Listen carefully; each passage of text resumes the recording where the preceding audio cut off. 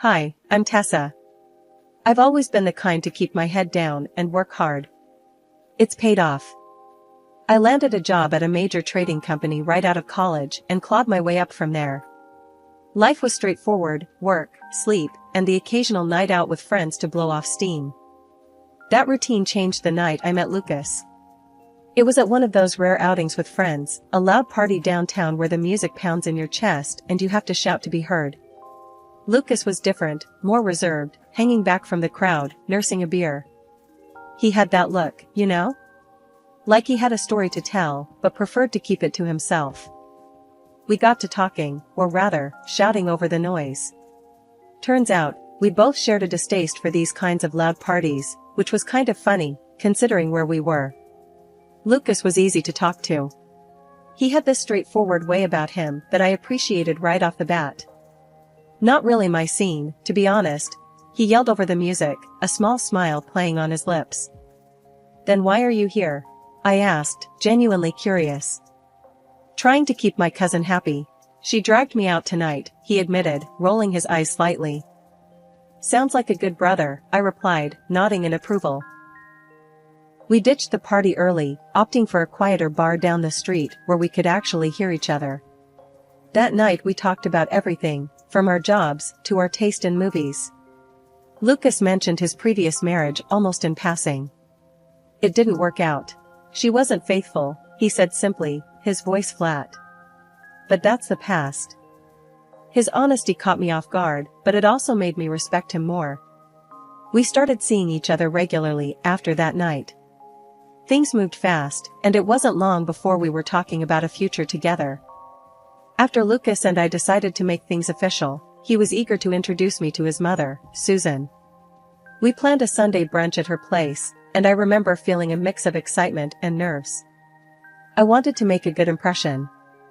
As we pulled up to her tidy, two-story house, Lucas turned to me with a reassuring smile. "Don't worry, it'll be fine. Just be yourself," he said, squeezing my hand. The moment we stepped inside, I was hit with the smell of bacon and eggs.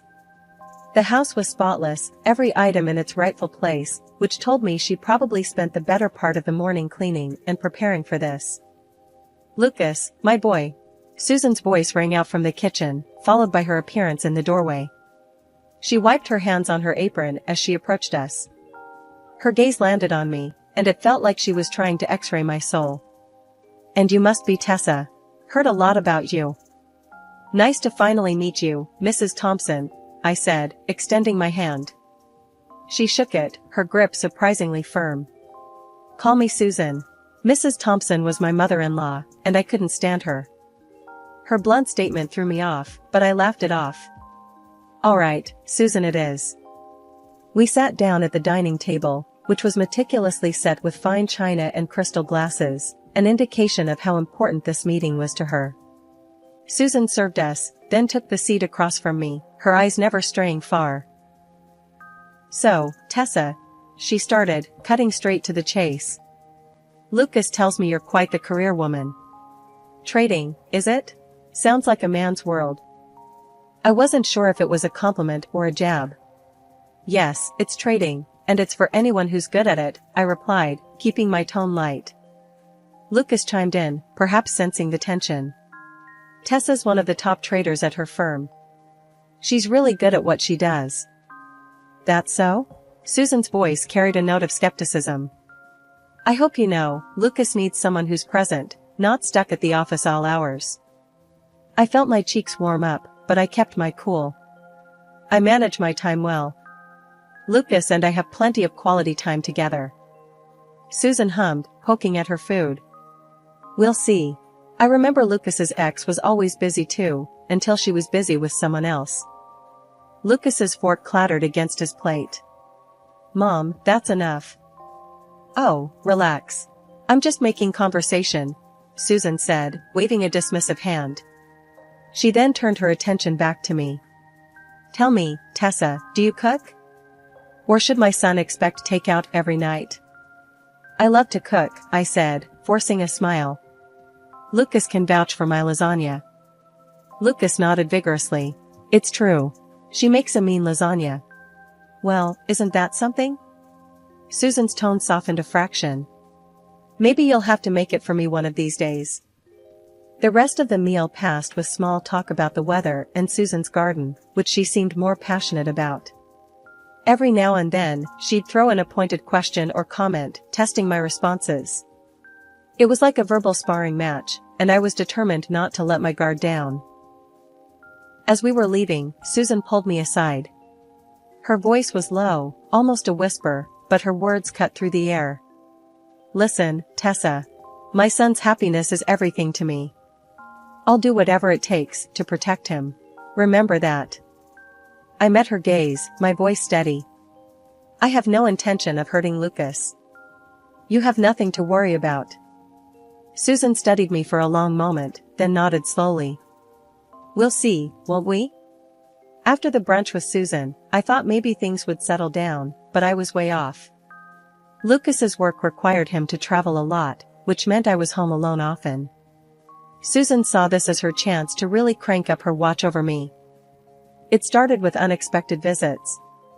The first time it happened, I was working from my home office when I heard the doorbell. I opened the door to find Susan standing there, her face set in a stern expression that didn't promise anything good. Tessa, just in the neighborhood, she said, brushing past me into the house as if it was her own. Thought I'd drop by. I masked my annoyance with a tight smile. Nice to see you, Susan. What brings you here? Oh, just making sure everything's alright here while my son's away, she said, already wandering into the living room, eyeing everything critically. Her visits became more frequent, and each time, Susan had something to say about how I kept the house. It was like living under a microscope. One day, she walked into the kitchen while I was prepping dinner and started rifling through my pantry. Just seeing what you feed my son when he's home. You know processed foods are no good, right? She commented, holding up a box of pasta like it was evidence in a trial. But it didn't stop at home visits. I started noticing Susan around places I frequented, the grocery store, the gym, even the cafe near my work. It was getting creepy. One afternoon, I confronted her. She was, coincidentally, at the same grocery store as me, pushing her cart down the aisle I was in. Susan, this is the third time this week I've run into you like this. What's going on? She played innocent, a sly smile tugging at her lips. What, can't a woman do her shopping? Not at the exact same places and exact same times as her daughter-in-law, consistently. What are you trying to do, Susan? Her smile faded, and she leaned closer, her voice low and harsh. I'm keeping my eyes open, Tessa. You can play the perfect wife all you want, but I know about your desire to cheat on my son.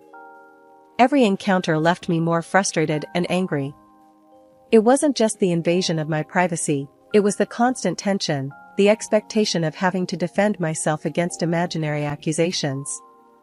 Over time, Susan's eyesight had gotten worse, something about her age and her health stacking the odds against her. The doctor had given her glasses, but she hated them. Said they made her feel old and irritated her nose. She'd put them on and take them off, fussing and fuming, and more often than not, she'd just leave them somewhere and forget. Because of that, she saw very poorly, which only added fuel to her naturally suspicious nature. With Lucas away on another one of his frequent business trips, I had grown accustomed to handling things on my own, including dealing with Susan's relentless scrutiny. One evening, feeling a bit cooped up and in need of a change of scenery, I made plans to meet my brother, Jake, for dinner. It was a casual meet-up, nothing fancy, just a chance to catch up with family and unwind.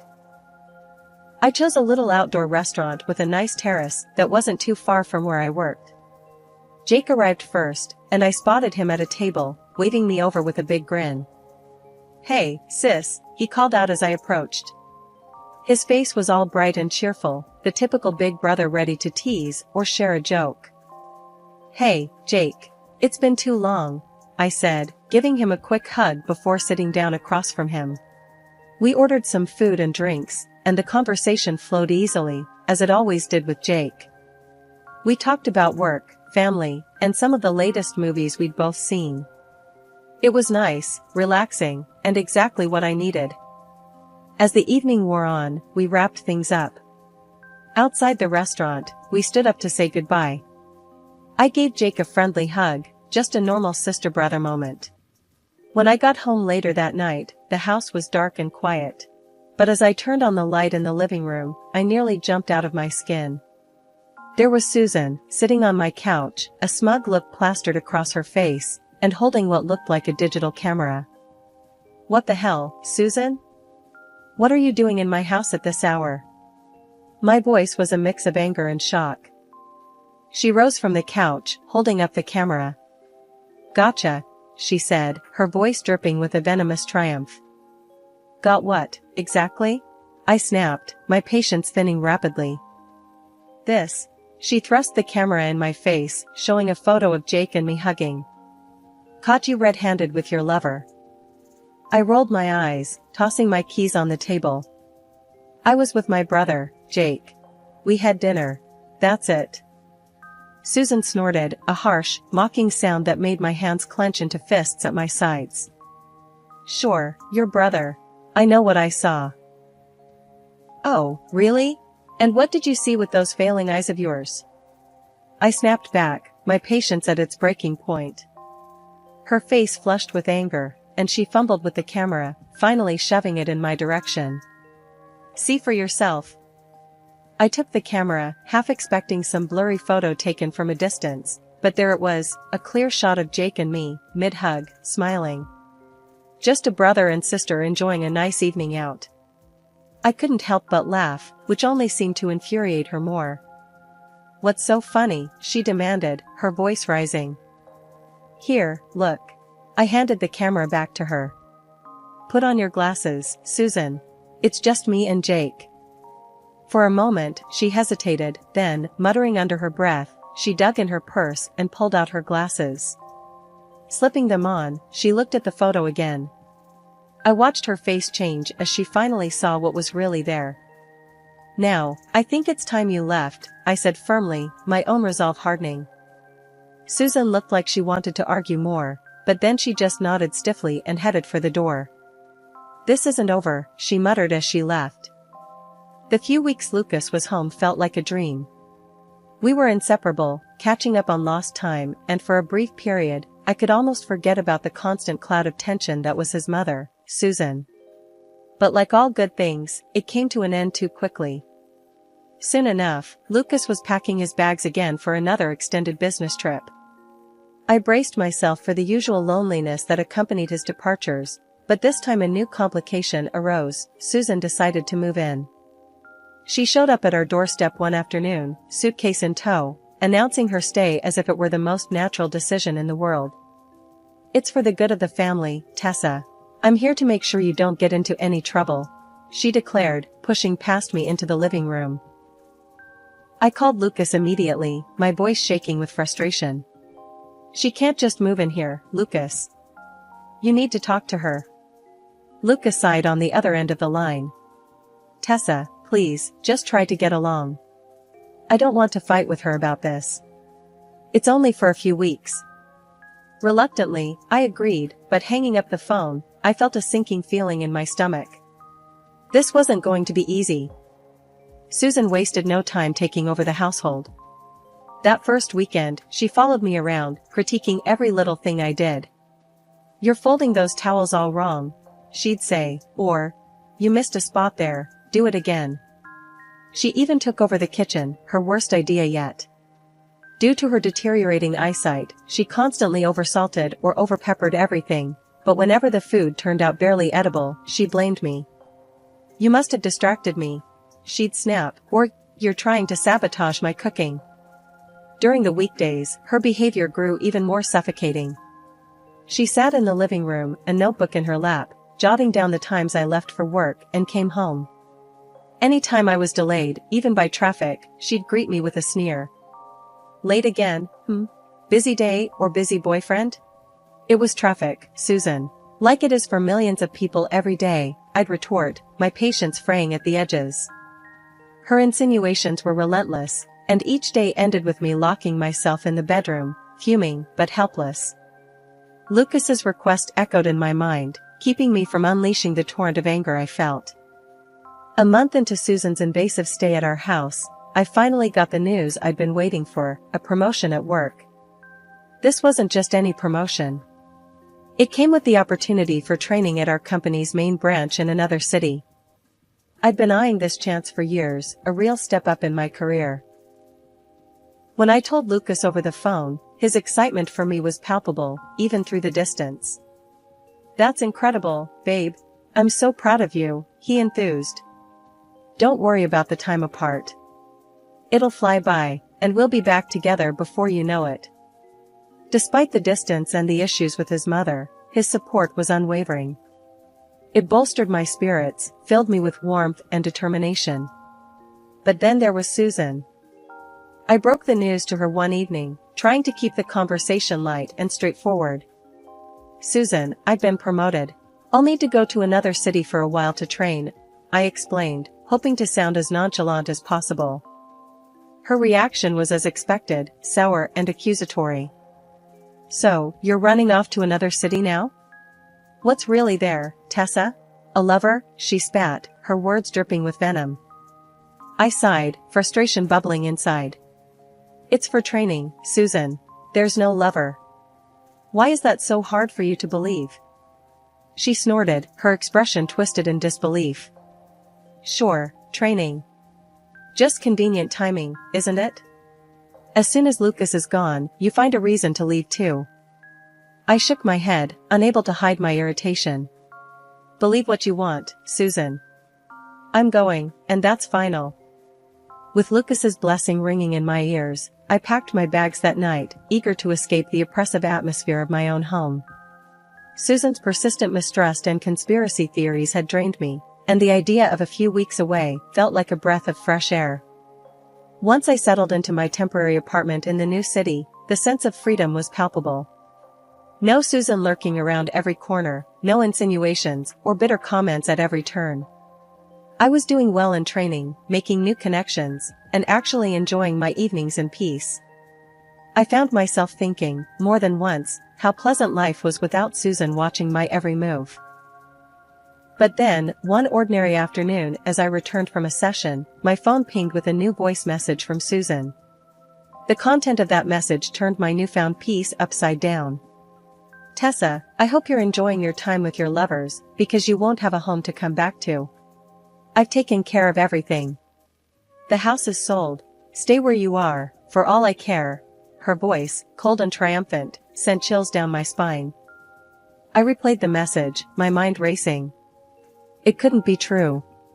Lucas hadn't mentioned anything, and he owned the house, nothing could be done without his signature. Yet, the malicious glee in Susan's voice couldn't be ignored. What had she done? I called Lucas immediately, panic edging my voice, but the call went straight to voicemail. With him still on his business trip and likely in meetings or on a flight, I felt helpless, stuck in another city, the seeds of doubt Susan had planted now sprouting relentless anxiety. As the days passed with no return call from Lucas, my mind conjured up all sorts of disastrous scenarios. Had Susan forged his signature? Was it even legally possible to sell the house like that? The questions tormented me, gnawing at my focus and sleep. Despite the turmoil, I forced myself to continue with the training. I had worked too hard to let Susan's potentially empty threats derail my progress here. By the end of the training program, I was mentally exhausted, not just from the courses, but from the emotional roller coaster Susan had sent me on. I walked into the house, my mind still reeling from the chaos of the past few weeks. There, in the middle of the living room, stood Susan, squinting at me as if she couldn't quite make out who I was. She wasn't wearing her glasses again, which explained the unsure look on her face. But as I got closer, her expression shifted to one of smug triumph. "Welcome back, Tessa," she said, her voice dripping with a venomous cheerfulness. "I have some news for you." I dropped my bag by the door, bracing myself. "What now, Susan?" She thrust a stack of papers at me. "Here, read this. It's all settled. The house has been sold. You don't belong here anymore, or in this family for that matter." Her words were cold, calculated. Her claim was so outrageous that for a moment, I was too shocked to speak. What are you talking about? Lucas would never agree to sell our house without discussing it with me first. Oh, but he did. And he's tired, Tessa.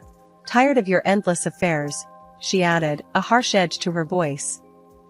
I snatched the papers from her hands, my heart pounding as I flipped through them. My eyes scanned the document quickly at first, then more carefully as something caught my attention.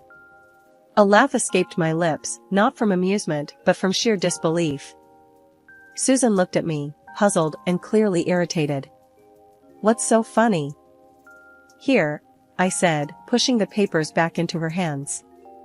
Put on your glasses and read it aloud. Read what you've signed. Reluctantly, she fumbled for her glasses, put them on, and started reading. This agreement, made and entered into this day by and between. Her voice faltered as she continued, the realization dawning slowly. This isn't a sale contract. It's a loan agreement for consulting services? Yes, Susan. That's right. You didn't sell the house. You signed up for a high-interest loan from some scam artists who took advantage of you. Susan's face went pale, her hands trembling as she held the document. But I thought I was selling the house. There was an ad in the paper, and the man was so convincing. He said it could all be done without bothering Lucas with the details, that it was better this way. You thought you'd sell my house out from under me?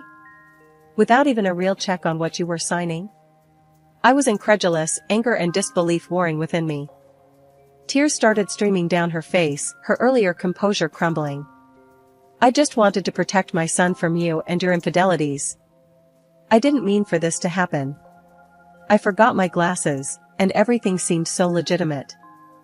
I stared at her, the weight of everything she'd put me through bearing down on me. Susan, you have gone too far this time. You need to leave. Now. With a heavy heart but a clear resolve, I watched as Susan packed a few belongings into her bag, still sobbing, still muttering apologies. As she walked out the door, I felt a mixture of relief and sadness. When Lucas returned from his business trip, I had a lot to tell him. As soon as he put down his bags, I started to unload everything that had happened, from Susan's attempted deception to the fake documents. He listened, his face growing tighter and more serious with every detail I shared. After I finished, he was quiet for a long moment, just staring at the ground. Then, he looked up, his jaw set. This is unbelievable. It's time we taught Mom a serious lesson. What she planned to do was way out of line, he said, his voice firm and angry. However, the next day, after a tearful confrontation with Susan, where she pleaded ignorance and desperation, Lucas decided we needed legal advice. We consulted a lawyer to understand the full implications of what Susan had done. The lawyer was pretty clear. From a legal standpoint, your mother-in-law voluntarily took out that loan and signed the contract. She's liable for the repayment, he explained in a no-nonsense tone. Susan's face when she heard that news was something I could never forget. She had thought she could manipulate her way out of the situation, but reality hit hard. She was on the hook for a significant amount of money, and there was no easy way out. She had to find a job, and fast. Within weeks, she started working 2 shifts, just to make ends meet. With Susan now occupied and no longer having time to meddle in our lives, Lucas and I finally found some peace. We decided it was a good time to take a break, to give ourselves a chance to heal and bond again after the chaos. We went to Hawaii for a second honeymoon, and it was blissful. We talked a lot about our future during those long, leisurely walks along the beach. I think we're ready to think about having a baby, don't you? Lucas said one evening, the sunset casting warm glows on his face. I smiled, feeling a mix of excitement and nerves. Yes, I do. Let's enjoy being us for a bit longer, and then let's go for it. Sounds perfect, he replied, kissing me gently. Now, back from Hawaii, life feels lighter, simpler. We spend our weekends planning the garden, redecorating the house, just enjoying each other's company. Lucas supports me in everything, including my career and our future family plans. We've discussed timelines, how we're going to manage our work-life balance, and how excited we are to be parents. It's a new chapter for us, one that's filled with hope and looking forward.